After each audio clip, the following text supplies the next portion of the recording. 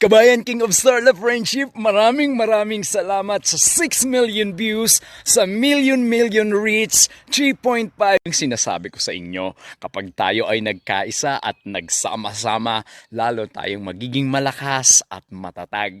Maraming salamat sa iyo, Corsin Habagat Dos ang aking pamangkin na talaga naman nandiyan, walang kapaguran sumuporta ng Team Kabayan King of Starla and Friendship na ngayon ay tinawag na nating Pamilya King of Starla dahil we feel family.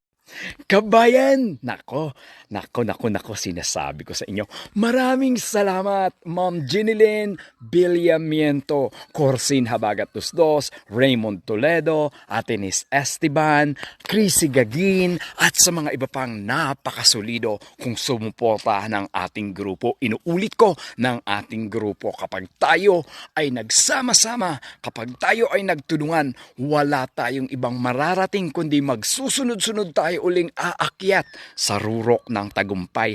Alam nyo yan, napatunayan na natin yan dati sa page, sa profile ko. Ngayon naman sa mga page natin, ang ating iraarangkada at magsusunod-sunod tayo. Kasi tulad ng sinasabi ng mga lolo at mama ko, dati, kapag ang walis ay mag-isa, hindi siya ganun katibay, pero pag nagsama-sama, mas matibay. Kaya naman tayo, Kabayan King of Starla Friendship, magsama-sama muli tayo sa ating grupo, magkabuklod tayo at magkaisa na ibahagi ang kabutihan at pagtulong sa kapwa content creator dahil mas malayo ang ating mararating.